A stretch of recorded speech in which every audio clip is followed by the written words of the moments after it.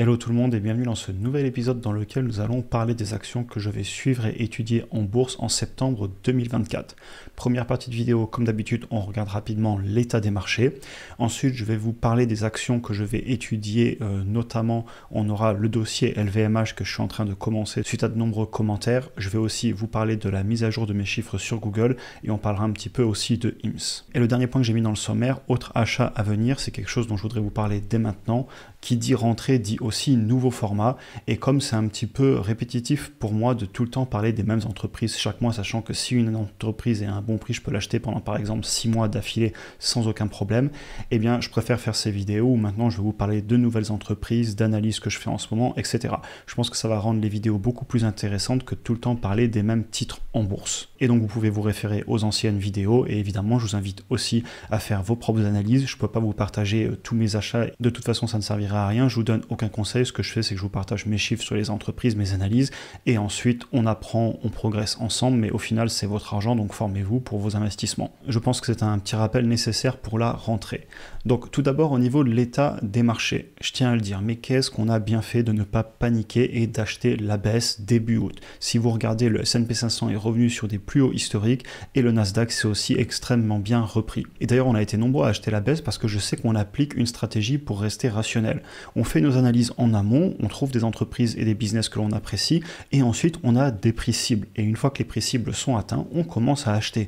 Parce que quand la baisse a lieu, on peut vite paniquer, ne plus savoir où donner de la tête. Il y a plein de vidéos qui apparaissent et d'idées d'action à acheter, mais au final, pour moi, quand on investit surtout sur le long terme, il faut rester rationnel. Et c'est tout ce que je défends sur la chaîne, comme vous le savez. Au niveau de l'action LVMH, sachez que je commence tout juste mon analyse suite à des demandes que j'ai eues par message, et aussi le secteur du luxe souffrant énormément en ce moment. On constate que même LVMH, qui est clairement une belle entreprise comme on va le voir, a corrigé de pas loin de 29% au plus bas, et actuellement elle est à presque moins 23%.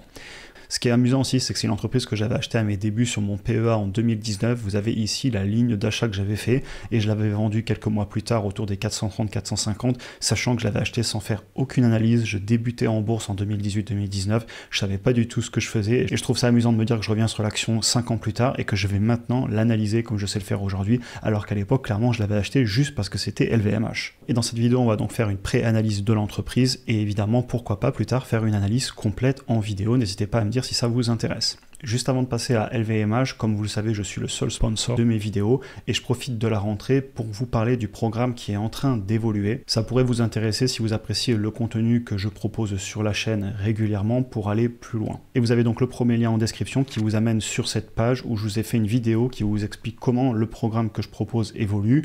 Je viens de finir cette vidéo de présentation et je vous explique dedans tout le contenu de la formation vidéo, les modules, aussi en quoi consistent les appels individuels, le suivi de mon portefeuille, de tous mes achats et de mes ventes, les vidéos exclusives, etc. À savoir aussi que je limite le nombre de places car les appels individuels prennent du temps et je préfère la qualité à la quantité, et le programme est en prix de lancement car il a évolué comme je vous le disais et c'est la première fois que je vous en parle en vidéo sur YouTube. On en a fini avec le petit passage promotionnel, mais en même temps je suis mon seul sponsor et d'ailleurs sachez que le programme ne changera strictement rien au contenu que je propose sur YouTube, que je fais toujours monter en qualité, en tout cas c'est mon objectif. Lien en description pour ceux que ça intéresse. Donc LVMH, c'est l'acronyme de Louis Vuitton Moet Hennessy.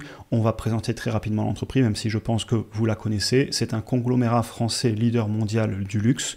On voit ici qu'ils travaillent dans plus de 81 pays, ils ont plus de 200 000 employés. Ils ont une capitalisation boursière de plus de 338 milliards d'euros au moment où je fais cette vidéo, pour un petit peu plus de 86 milliards d'euros de chiffre d'affaires sur 2023. Ils évoluent dans la mode et la maroquinerie, les vins et les spiritueux, les parfums, les cosmétiques, l'horlogerie et la joaillerie, et enfin tout ce qui est hôtel de luxe, un petit peu la presse et la distribution sélective. Et comme vous le savez, même quand je suis en pré-analyse, j'aime rentrer en détail dans les documents financiers et les chiffres de l'entreprise, et c'est ce qu'on va faire maintenant. Si on prend LVMH sur 10 ans au niveau de la croissance du chiffre d'affaires en composé, c'est quand même impressionnant. Ils viennent de faire 10,85% de croissance sur le chiffre d'affaires chaque année. On voit qu'ils ont eu une belle augmentation entre 2014 et 2019. On a eu la baisse pendant la pandémie et on a eu ensuite cette explosion du chiffre d'affaires qui a aussi été accompagnée d'une explosion de l'action en bourse jusqu'à fin 2023. Et par contre, on remarque maintenant un léger ralentissement au niveau du chiffre d'affaires, ce qui va certainement en partie expliquer la baisse du titre en bourse. J'aime bien aussi aller voir les marges pour très vite sonder le business. On est sur un business avec des marges brutes très stables, donc on a quand même une très bonne gestion de l'entreprise au niveau des dépenses pour fabriquer les produits, pour avoir une marge brute aussi stable, et on voit qu'on se balade globalement entre 65 et 70%, ce qui est énorme pour une entreprise qui fabrique des produits. Là, on est sur des marges brutes qu'on peut trouver dans la tech avec du logiciel, sauf qu'on est en train de faire des produits physiques. Et évidemment, c'est parce qu'on est dans le luxe qu'on peut se permettre de telles marges. Et si vous prenez les marges nettes et les marges sur le flux de trésorerie disponible, vous voyez qu'on se balade globalement entre 10 et 20% selon les points de mesure. Et la marge sur flux de trésorerie disponible a une médiane à 12% sur 10 ans. Et la médiane au niveau des marges nettes, on est à 13,56% sur 10 ans. Donc rien à dire, un business rentable et en croissance, sauf sur les derniers trimestres où on a vu un léger ralentissement. C'est une entreprise qui est aussi célèbre pour payer un dividende. Je vous ai déjà mis rapidement le flux de trésorerie disponible et le dividende payé, et vous voyez ici que globalement on peut couvrir le dividende, ce qui est plutôt une bonne nouvelle. C'est pas toujours le cas, on l'a d'ailleurs vu dans des vidéos récentes sur d'autres entreprises françaises. Au niveau du rendement, on est à pas loin de 2%. Je tiens quand même à dire que sur 10 ans en composé, ils l'ont augmenté de 15% par an. Et au niveau du paiement, ils ont un taux de distribution sur les bénéfices à 46% et un taux de distribution sur le flux de trésorerie disponible à 53%. Donc dans les deux cas, ils peuvent le payer.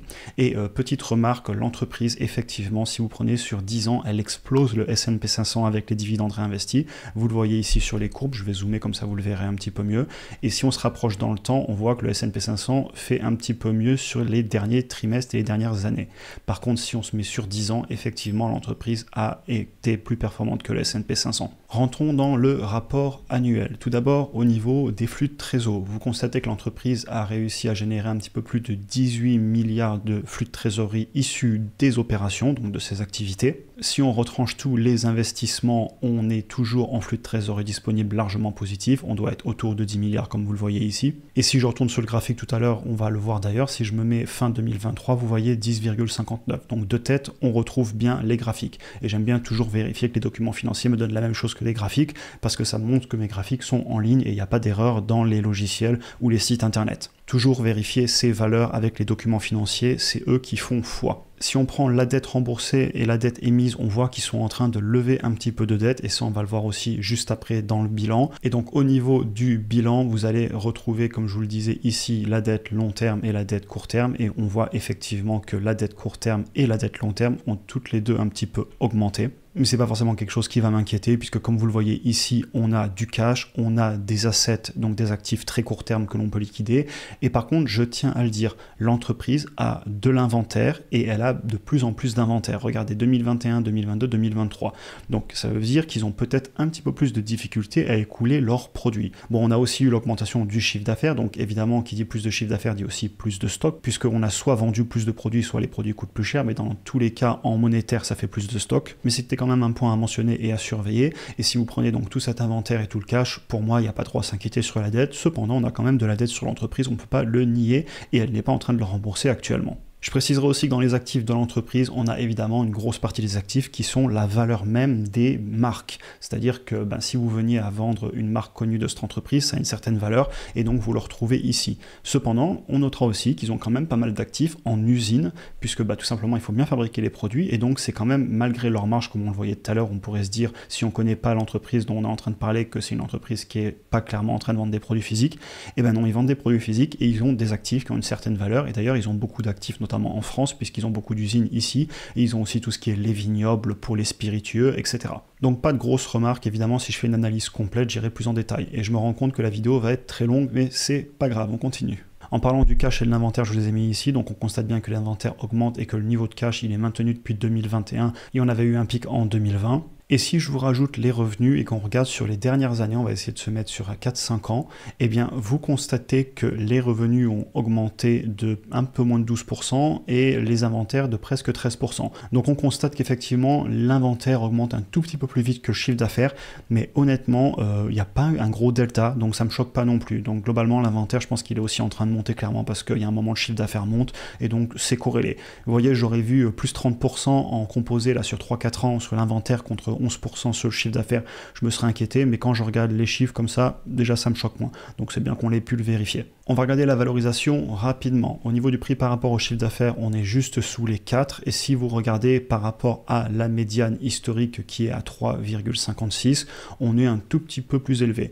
À noter que l'entreprise était beaucoup moins valorisée et beaucoup moins chère en bourse entre 2014 et 2019. Et depuis, la valorisation est clairement montée.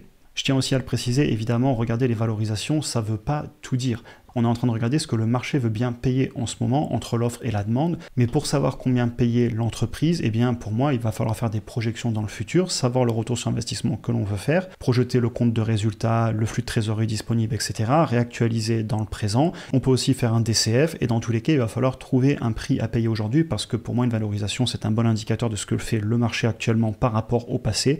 Mais peut-être que cette valorisation à la baisse est justifiée. Et ça, seule une analyse nous le dira et pas seulement des ratios. Puisque les ratios, comme je vous le dis à chaque fois, ne font que vous montrer ce que veut bien payer le marché en ce moment. Mais peut-être que le marché est en train de payer un prix qui est justifié par les fondamentaux. Dans tous les cas, au niveau du PER, vous constatez qu'actuellement, on est à 24,2 pour une médiane à 24,4. Donc, on est en train de payer exactement la médiane des 10 dernières années. Donc, le prix est revenu en ligne avec son historique. Et au niveau du prix par rapport au flux de trésorerie disponible, exactement la même chose. C'est impressionnant d'ailleurs. À chaque fois, on a la médiane sur 10 ans qui est pratiquement au prix actuel par rapport ici au flux de trésorerie disponible. Donc l'entreprise est revenue sur des valorisations historiques. Ce qui est peut-être une bonne chose d'ailleurs parce qu'aller payer un prix par rapport au flux de trésorerie disponible sur une entreprise qui a des marges certes entre 10 et 20% et une dizaine de pourcents de croissance, ça fait quand même un rendement sur le flux de trésorerie disponible, ce qui permet d'ailleurs de payer le dividende du coup, qui va être sous les 3%. Donc c'est pas non plus un rendement incroyable si on la paye dans les 40 au niveau du prix par rapport au flux de trésor. Donc je suis pas étonné non plus qu'elle ait corrigé. Si on revient à ma conclusion de cette pré-analyse, le ralentissement du chiffre d'affaires doit faire peur au premier abord, c'est clair. Et je pense que ça explique en grande partie la baisse qu'on a ici. Maintenant, est-ce que le chiffre d'affaires va repartir? Ça, seule votre analyse et vos convictions vous le diront. Personnellement, je vais aller lire les transcripts et les communications qu'on a eues de la part de l'entreprise et commencer mon analyse détaillée. Je vais aussi aller faire une valorisation et mes projections, surtout si vous me dites que ça vous intéresse d'en faire une vidéo complète, parlez-en en commentaire. Et voilà, l'objectif c'est de déterminer un prix à payer pour faire un retour sur investissement désiré. Et ça, c'est mes chiffres qui me le diront. Je vous écoute en commentaire, comme je vous le disais, notamment si vous connaissez bien le dossier. Je le découvre, honnêtement, la dernière fois que je l'ai regardé, c'était en 2019. Et donc là, c'est super intéressant pour moi d'aller découvrir cette entreprise avec vous et pourquoi pas en faire une vidéo plus tard. On continue avec Google. Donc là, je vous en parle parce qu'il n'y a pas longtemps, j'ai remis à jour mes chiffres et je voulais un petit peu vous en parler parce qu'effectivement, l'entreprise a quand même corrigé de pas loin de 15% en bourse sur quelques semaines et elle est peut-être revenue sur un prix intéressant. Si vous voulez une analyse complète, sachez que j'en ai beaucoup sur YouTube, j'ai souvent parlé de cette entreprise et j'ai d'ailleurs fait il n'y a pas longtemps la mise à jour de mon analyse quantitative dont je vais vous parler ici puisque j'ai un nouveau prix cible. Alors, on va quand même d'abord aller voir quelques graphiques ensemble. Tout d'abord, je tiens à le dire, au niveau de Google, c'est une entreprise que j'ai rentrée en portefeuille il y a pas mal de temps. D'ailleurs, si on retourne voir mon prix de revient unitaire, on voit que j'ai un prix de revient unitaire à 108$. J'ai une position à un petit peu plus de 7000$ actuellement pour 50,1% de plus-value latente. Donc clairement, c'est une bonne position et je suis content notamment d'avoir beaucoup acheté la baisse en mai 2023. D'ailleurs, on en parlait sur la chaîne et je sais que vous avez été beaucoup à faire des bonnes affaires dessus. Je reviens sur le business. On a une croissance du chiffre d'affaires en 10 ans en composé de plus de 18%. C'est énorme. Et vous prenez aussi les marges, on est sur une entreprise qui a une médiane aussi bien au niveau des marges nettes que des marges sur le flux de trésorerie disponible qui est à plus de 21%. Donc clairement c'est un business qui a de la croissance et qui génère beaucoup de cash, c'est un business de qualité. Et si vous regardez même sur les dernières années, eh bien les chiffres ne font pas rougir et on conserve des marges et une croissance sur le chiffre d'affaires assez importante. Sachant qu'on avait eu beaucoup de peur sur le business, on disait que ChatGPT allait tuer Google, j'avais des commentaires qui me disaient que c'était sûr, l'entreprise était foutue. Bah, clairement on a eu raison de l'acheter, je sais que vous avez été beaucoup à l'acheter et bien joué à vous. Parce que l'entreprise d'ailleurs n'est pas morte du tout et j'utilise beaucoup Gemini que je trouve excellent en termes d'intelligence artificielle. Au niveau de la valorisation sur 10 ans, vous constatez qu'on est sur du 6 au niveau du prix par rapport au chiffre d'affaires. C'est clairement élevé, mais en même temps l'entreprise a tellement de croissance et de marge que ça peut peut-être se justifier et vous voyez qu'on est au niveau de la médiane historique. De la même façon sur le PER, on est à une médiane de 28 contre un PER de 22 actuellement, donc la valorisation s'est clairement compressée par rapport à l'époque, mais on n'oubliera pas quand même qu'on qu'on est sur une entreprise qui est en train de devenir mature. Si vous la regardez en 2014, elle n'était pas spécialement mature. Et donc, regardez la médiane du PER sur 10 ans, et bien forcément, la médiane est impactée à la hausse puisque l'entreprise était clairement pas sur la fin de sa courbe en S à l'époque. Et au niveau du prix par rapport au flux de trésorerie disponible, c'est un petit peu la même chose, qui plus est que l'entreprise elle investit beaucoup en ce moment dans des serveurs pour les calculs d'intelligence artificielle. Donc c'est quelque chose que je regarde quand même moins sur Google, et au final je préfère quand même aller faire certainement une projection sur les bénéfices, voire même pourquoi pas sur les operating cash flow, parce qu'on est sur un business qui investit quand même beaucoup en capex. Donc pour revenir sur Google, sachez qu'à 163 $ actuellement, je ne l'achète pas malgré la mise à jour de mes chiffres. Il faudrait qu'elle vienne corriger un petit peu plus. Sur Google, donc je reste patient car la valorisation reste un petit peu élevée à mon goût. Et attention, je vous dis ça parce que aussi j'ai déjà une position et je me permets donc d'être très conservateur dans mes chiffres. Et clairement, j'ai remis mes chiffres à jour, je suis conservateur. Aussi parce que j'ai du coup un prix de revient unitaire qui m'intéresse et ma position, elle n'est pas finie. Je pourrais clairement avoir plus de 7000 $ dessus par rapport à la taille de mon portefeuille, ça me choquerait pas. Mais je préfère jouer la patience parce que si elle corrige plus, pourquoi pas aller saisir une meilleure opportunité. Et ce que je veux aussi vous dire, c'est que justement en ce moment, je me concentre sur les Google de 2024. Ce que j'entends par là, c'est que mi-2023, on a acheté du Google, du Meta, du Nvidia, on avait acheté plein d'entreprises qui étaient bradées parce que c'était la panique en bourse.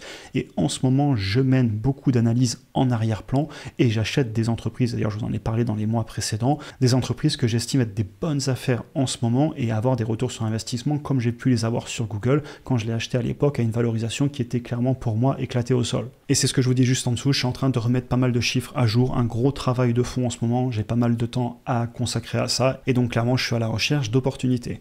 On va finir sur la vidéo sur IMS, j'essaie d'accélérer parce que sinon elle va durer encore très longtemps la vidéo, mais bon c'est pas grave, vous les regardez quand même donc c'est que ça doit vous plaire. Donc IMS c'est une entreprise que j'ai commencé à acheter début de l'été 2023.